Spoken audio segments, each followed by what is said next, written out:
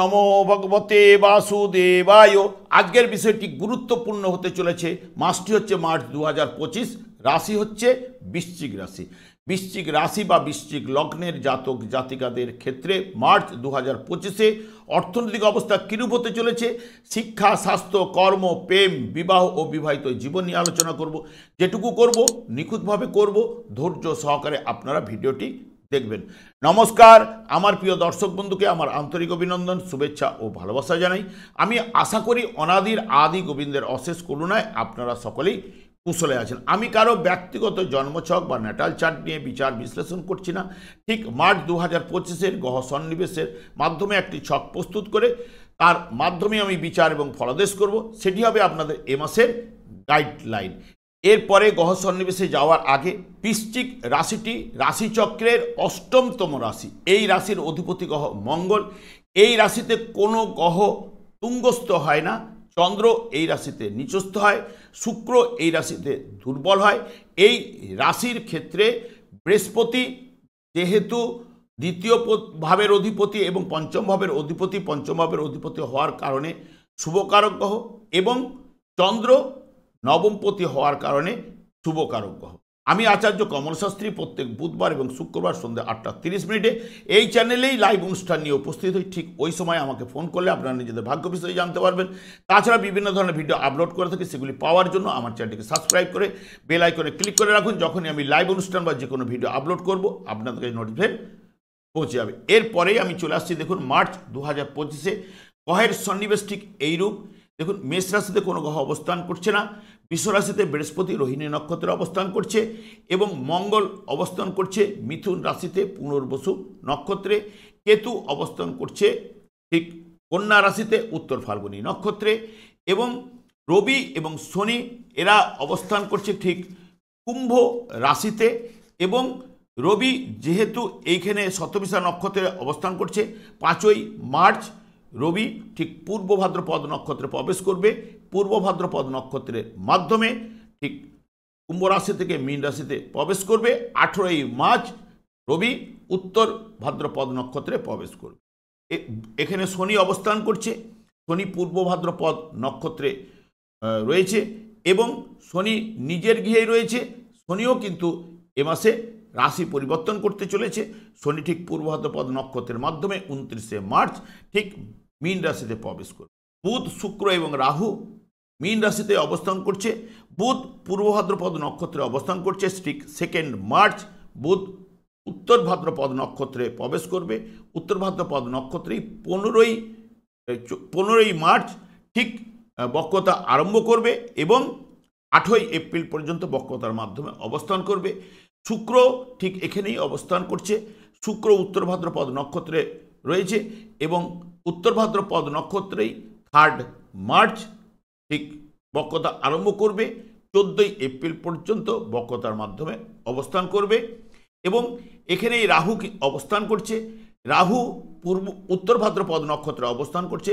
রাহু এ মাসে কিন্তু নক্ষত্র পরিবর্তন করতে চলেছে। পূর্ব ভাদ্রপদ নক্ষত্রে 29শে মার্চ প্রবেশ করবে। এই হলো গ্রহ সন্নিবেশ।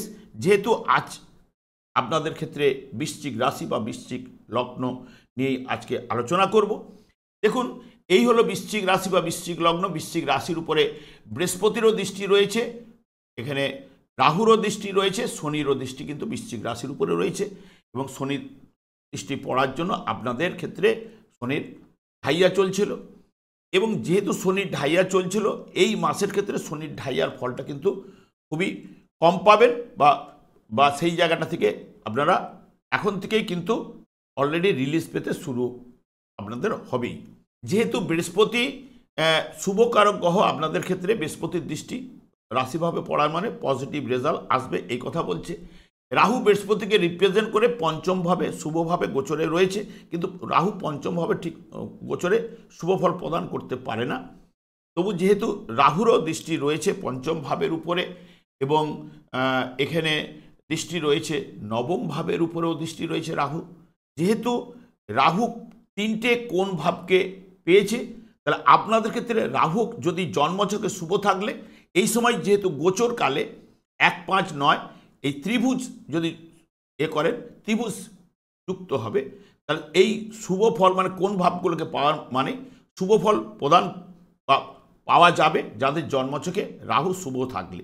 কারণ রাহু দেখুন নবম ভাব মানে পিতৃভাব, ভাগ্যভাব, তাহলে ভাগ্যভাবের উপরে দৃষ্টি দিয়েছে, নিজে পঞ্চম ভাবে বসে রয়েছে সন্তানের জায়গায়, এবং রাশিভাবের উপরেও দৃষ্টি দিয়েছে। তাহলে 1-5-9 এই যে কানেক্টেড বা এইটা যুক্ত হওয়া মানে পজিটিভ রেজাল্ট বা শুভ রেজাল্ট রাহু গোচর চলাকালীন আপনাদের ক্ষেত্রে প্রদান ঠিক এই মুহূর্তে করবে, কারণ বৃহস্পতিকে রিপ্রেজেন্ট করার জন্য। এবং যে জায়গায় পঞ্চম ভাবটা এমনিতেই শুভ ভাব বলা হয়, কোন ভাবের থেকে 3টে কোন ভাবকে শুভ ভাব বলা হয়, সেই কারণে পজিটিভ রেজাল্ট জন্মছকে যদি শুভ থাকে পাবেনি। কিন্তু এখানে শনিও দৃষ্টি রয়েছে, শনিও কিন্তু রবির সঙ্গে যুক্ত হওয়ার জন্য গোচর ফলের ক্ষেত্রে কিছুটা হলেও আপনাদের ক্ষেত্রে পজিটিভ রেজাল্ট আনবে। কারণ এখানে শনি অস্তমিত হবে, অর্থাৎ দগ্ধ হবে। কারণ রবি অগ্নিকারক গ্রহ বায়ুরাশিতে বসে রয়েছে, অগ্নির তেজ বৃদ্ধি পাবে এবং প্রত্যেকেরই একটা দীপ্তাংশ রয়েছে, যেমন শনিরও দীপ্তাংশ রয়েছে, প্রত্যেকটা গ্রহের এক একটা দীপ্তাংশ রয়েছে, এবং রবিরও 15 অংশ হচ্ছে দীপ্তাংশ। অর্থাৎ এই যে আমরা দিনের বেলায় দেখুন, দিনের বেলায় কিন্তু চন্দ্রদেবকে দেখা যায় না, চন্দ্রদেব তো রয়েছে, কারণ রবির এতই প্রকোপ, রবির যে দীপ্তাংশটা এতই প্রকোপের জন্য বা আলোর জন্য ঠিক ওই সময় চন্দ্র থাকলেও চন্দ্রদেবকে দেখা যায় না। ঠিক যখনই রবি অস্তমিত হয়ে যায় আস্তে আস্তে চন্দ্রদেবকেও কিন্তু দেখা যায়। সেই রকম যদি আপনারা দেয়ালে একটা টর্চ মারেন দেখবেন একটা যে দেয়ালে যে আলোর বৃত্তটা সৃষ্টি হয়, ঠিক ওই রকমই রবিরও তো একটা বৃত্ত অংশ রয়েছে, সেই অংশের মধ্যে যখন শনি প্রবেশ করবে বা যে কোনো গ্রহ প্রবেশ করবে, কারণ বুধ শুক্র কিন্তু প্রবেশ করবে, তারা কিন্তু দগ্ধ হবে বা অস্তমিত হবে। এই অস্তমিত বা দগ্ধ হওয়া গ্রহগুলো কিন্তু ওই সময় অশুভ ফল প্রদান করে। যাদের দশা এবং অন্তর্দশা চলবে তাদের ক্ষেত্রে বেশি প্রকোপটা কিন্তু সৃষ্টি করে থাকে। তাহলে এই ক্ষেত্রে শনি যেহেতু আপনাদের চতুর্থভাবে থাকলেও দৃষ্টি দশম দৃষ্টি দিলেও এখানে যেহেতু রবির দ্বারা কিছুটা হলো অস্তমিত হবে বা রবির আলোয় এর ক্ষেত্রে থেকে শনির যে কুপ্রভাব সেটা কিন্তু নষ্ট হবে। সেই কারণে আপনারা এখন থেকে পজিটিভ রেজাল্ট আপনাদের ক্ষেত্রে আসতে শুরু করবে। কিন্তু আপনাদের ক্ষেত্রে রাশিপতি হচ্ছে মঙ্গল, তিনি ষষ্ঠপতি হয়ে অষ্টমভাবে বসে থাকা, এইটা অষ্টমভাবে বসে থাকা, এই যে ষষ্ঠ অষ্টম ভাবকে পাওয়া, তাহলে রাশিভাব কিছুটা হলেও মঙ্গল অধিপতি গ্রহ হিসেবে কিছুটা দুর্বলতা প্রকাশ করবে। তবে সব মিলিয়ে যদি বৃহস্পতি শুভকার গ্রহ, শুভ আপনাদের ক্ষেত্রে বা শনির যেহেতু ঢাইয়া কেটে যাচ্ছে, রাহু বৃহস্পতিকে রিপ্রেজেন্ট করে রাহু 1-5-9কে দৃষ্টি দিচ্ছে, তাহলে আপনাদের ক্ষেত্রে এ মাসে অতি মধ্যমের থেকে অতি শুভ ফল কিন্তু অতি অবশ্যই আপনারা কিন্তু পাবেনই। এবং এখানে 3টে নক্ষত্র রয়েছে, যেহেতু 3টে নক্ষত্র বলতে প্রথমে পুনর্বসু নক্ষত্র, এই পুনর্বসু বলি বিশাখা নক্ষত্রে, তারপর হচ্ছে অনুরাধা এবং তারপর হচ্ছে রয়েছে আপনার ঠিক জ্যেষ্ঠা নক্ষত্র। যারা পুনর্বসু নক্ষত্রে রয়েছে, পুনর্বসু নক্ষত্রের অধিপতি গ্রহ বৃহস্পতি, সেই বৃহস্পতি পঞ্চম ভাবের অধিপতি গ্রহ হওয়ার জন্য সপ্তম ভাব থেকে রাশি ভাবকে দেখছে। তাহলে আপনারা যারা বিশাখা নক্ষত্রে যারা জন্মগ্রহণ করেছে তারাও কিন্তু পজিটিভ রেজাল্ট পাবেন। যারা অনুরাধা নক্ষত্র বসে রয়েছেন, যে অশুভ প্রভাবটা ছিল আপনাদের ক্ষেত্রে সেই অশুভ প্রভাবটা কাটছে, আপনাদের ক্ষেত্রে আপনারাও কিন্তু শুভ রেজাল্ট পাবেন। বুধও আপনাদের একাদশপতি হিসেবে পঞ্চমে রয়েছে, পঞ্চম ভাবে রয়েছে। বুধ সাধারণত এই পঞ্চম ভাবে যদি এখানে শুক্র যুক্ত রয়েছে, হ্যাঁ, এবং রবিও প্রবেশ করবে বা কিছুদিনের জন্য মানে অস্তমিত হবে, অত বেশি দিন থাকে না, অস্তমিত কয়েকদিনের জন্য থাকবে, বেশ 10-12 দিন কি এরকম জোর, তখন একটুখানি হয়তো অশুভ ফল দিল।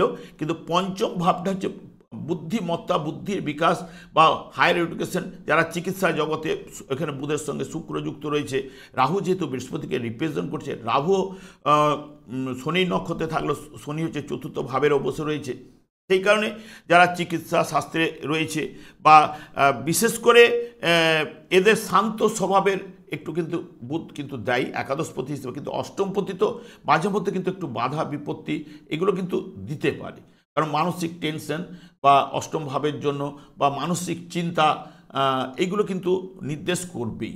এবং তার সঙ্গে সঙ্গে এখানে যেহেতু আপনাদের ক্ষেত্রে বুধ যেহেতু পঞ্চমে রয়েছে একাদশ ভাবের অধিপতি হিসেবে, এবং এখানে নিজভঙ্গ যোগ সৃষ্টি করছে, অর্থাৎ শুক্রের সঙ্গে বুধের যে নিজভঙ্গে যোগে আপনারা কিন্তু তাহলে এই ক্ষেত্রে কিন্তু একটা শুভ প্রভাব আপনাদের মধ্যে আসবে, যেহেতু একাদশ ভাব তো অভীষ্ট পূরণ বা যাবতীয় সফলতা, প্রেমে সফলতা বলুন, কর্মে সফলতা বলুন, বা মানে ইত্যাদি ইত্যাদি, বিবাহিত জীবনে সফলতা বলুন, সবই তো একাদশ ভাব থেকে অভীষ্ট পূরণ বা সফলতা বিচার্য।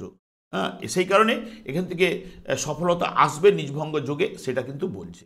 বা আপনারাও কিন্তু যারা জ্যেষ্ঠা নক্ষত্র তারাও কিন্তু পজিটিভ রেজাল্ট পাবেন।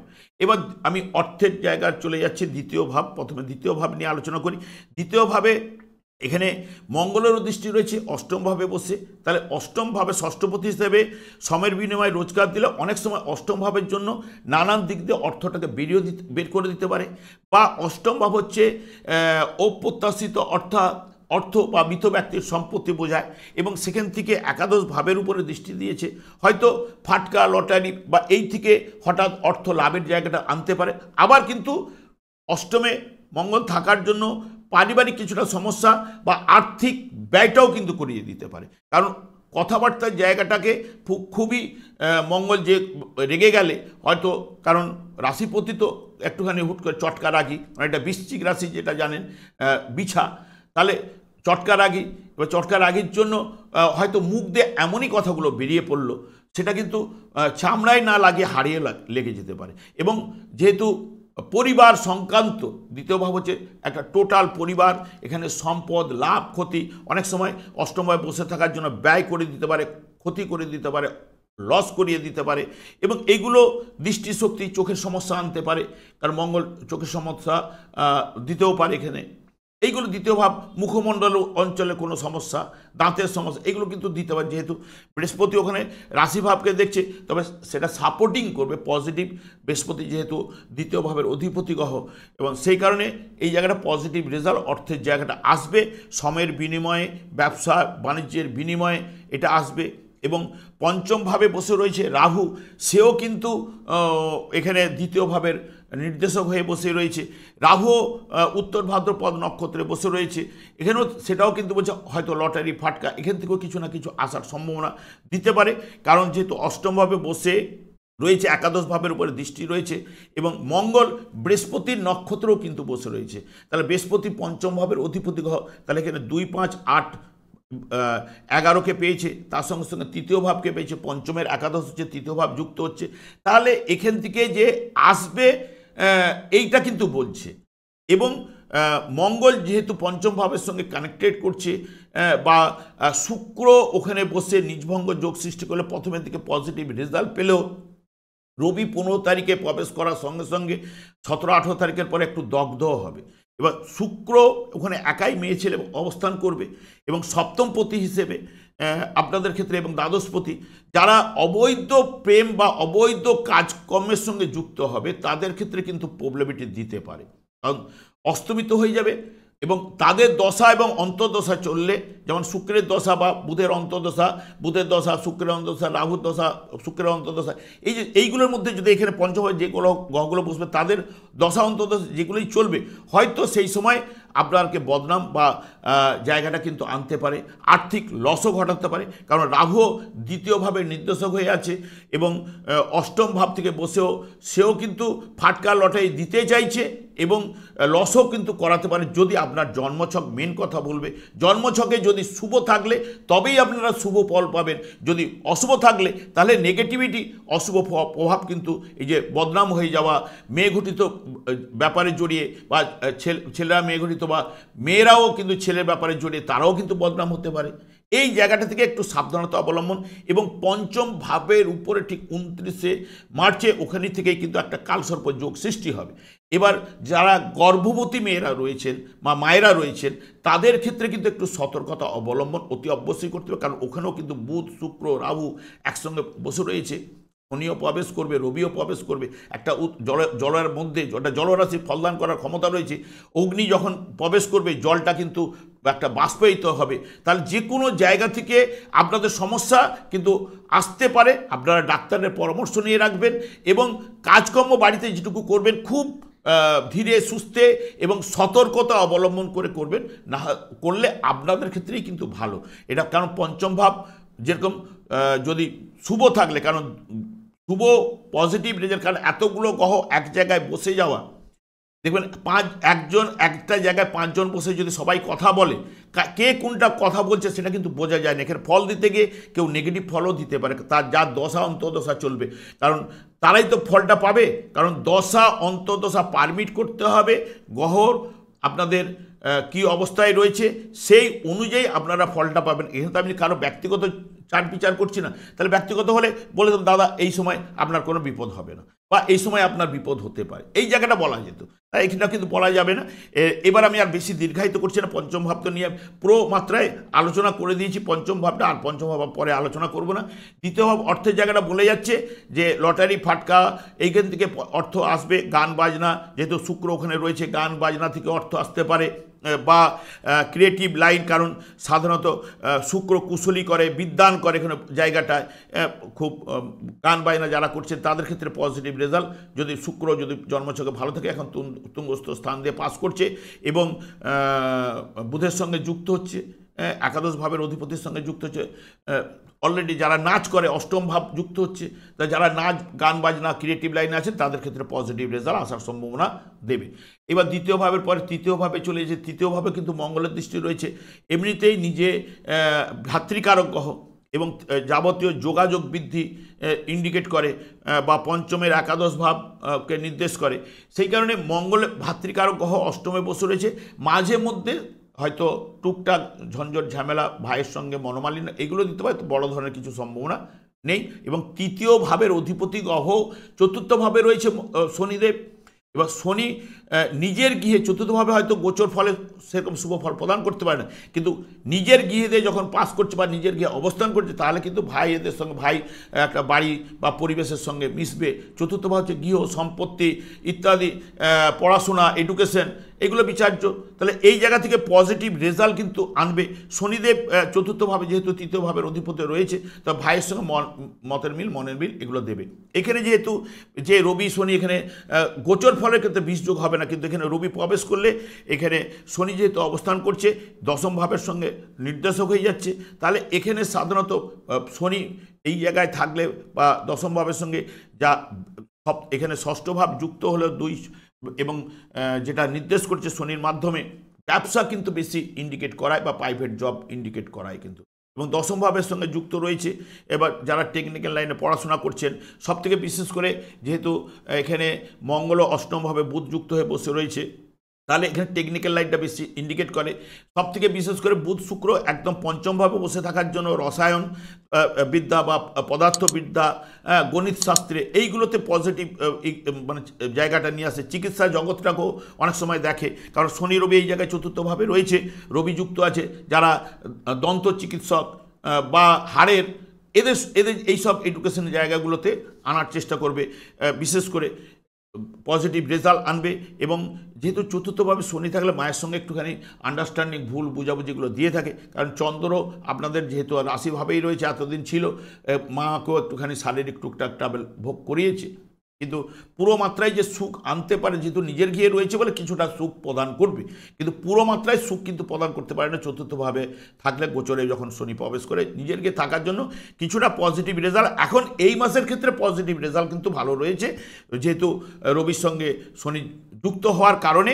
এবং ব্যবসা বাণিজ্য বা উন্নতি সফলতা, কর্মের উন্নতি সফলতা, যারা দন্ত চিকিৎসক দশম ভাবটাকে এখানে বলে যাচ্ছি, যেহেতু দন্ত চিকিৎসক বিদ্যায় যারা আছেন বা হাড়ের চিকিৎসা বিদ্যায় রয়েছে যখন, বা যারা ইঞ্জিনিয়ারিং লাইন নিয়ে পড়াশোনা করে, যেহেতু পঞ্চমে এই যে টেকনিক্যাল কম্পিউটার রিলেটেড যেহেতু পঞ্চমভাবে রয়েছে, একাদশ ভাবের অধিপতি গ্রহ যুক্ত হয়ে রয়েছে, কম্পিউটার রিলেটেড বা যারা ঔষধ, যেহেতু চতুর্থ ভাব ঔষধ বিক্রেতা বা হোটেল, বা যারা স্টেশনারি গুডসের দোকান, বা যারা বিশেষ করে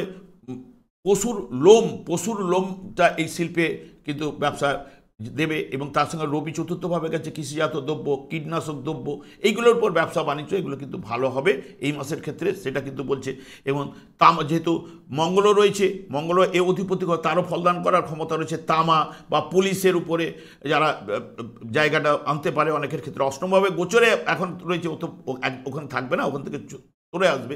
সেই কারণে এখন বাধা বিপত্তিতে ওটা দেবার জায়গাটা কিন্তু রয়েছে। আর আমি যাচ্ছি না, এখানে মায়ের সঙ্গে সুসম্পর্ক বজায় থাকবে এবং যে শনি যে চতুর্থভাবে রয়েছে পিতা পুত্রের জায়গায় হয়তো অনেক সময় পুত্রকে সম্পত্তি দিতে পারে, যে দিতে পারবে না নয়, দেওয়ার জায়গাটা কিন্তু রয়েছে, যখন পিতা পুত্র এখানে ম্যাচিং যখন থাকছে বা পিতার থেকে সম্পত্তি পাওয়ার সম্ভাবনাও দিতে পারে। পঞ্চম ভাব নিয়ে আমি ভেঙে দিচ্ছি, আর যাব না।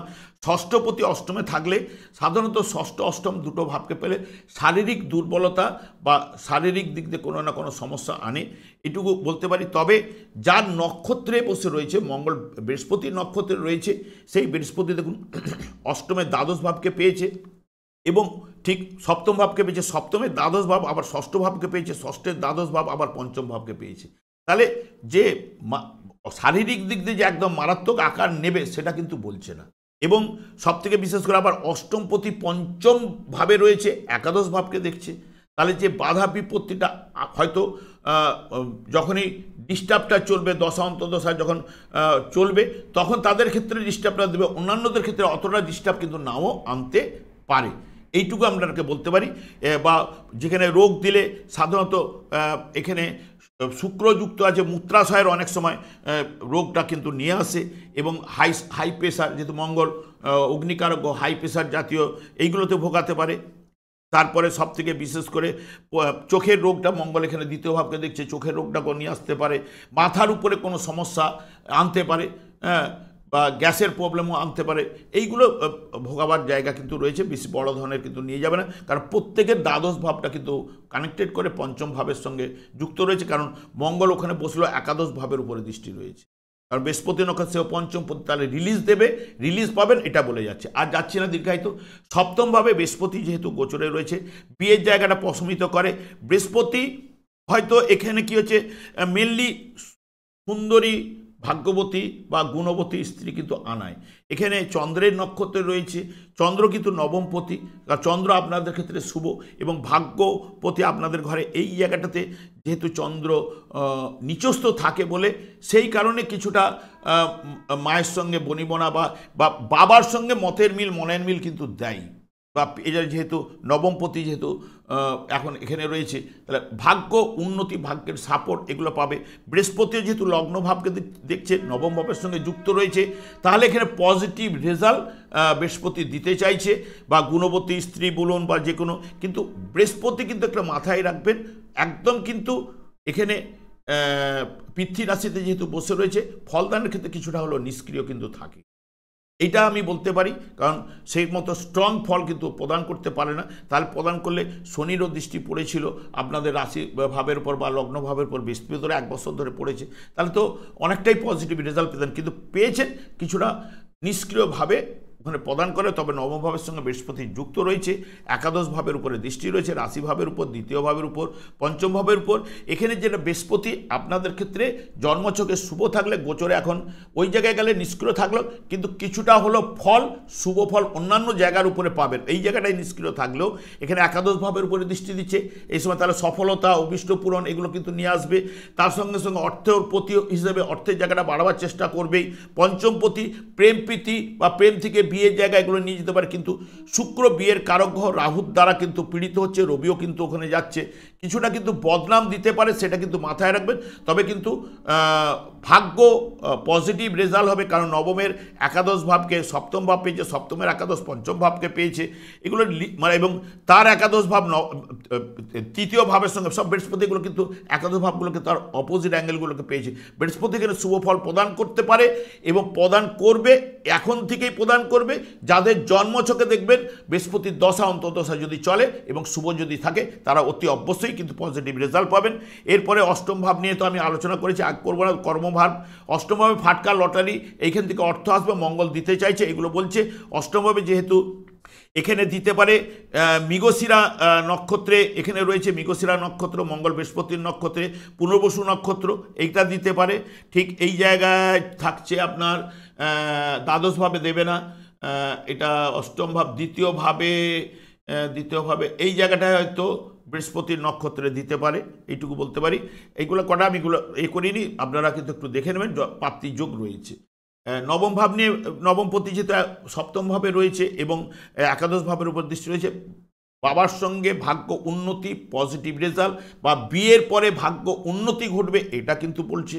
এইগুলো সপ্তম ভাবের সঙ্গে নবম ভাব যখন যুক্ত হয়েছে, পঞ্চম ভাবের সঙ্গে সপ্তম ভাব যুক্ত হয়েছে, বিয়ের পরে ভাগ্য উন্নতি অতি অবশ্যই ঘটবে। যাদের বিয়ের যোগ চলছে, বিয়ে করলে পজিটিভ রেজাল্ট।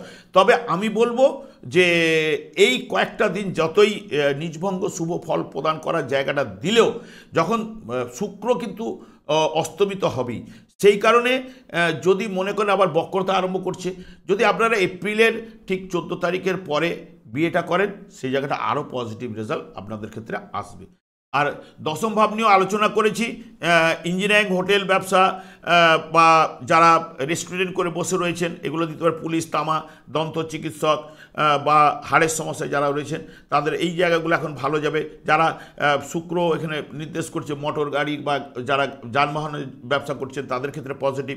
অনেক সময় মঙ্গল ওই জায়গায় থাকলেও যানবাহন ব্যবসায় লাভবান করে। যারা 4 চাকার গাড়ি, 2 চাকার নয় 4 চাকার গাড়ির উপরে বা এইগুলোর উপরে পজিটিভ রেজাল্ট আনে।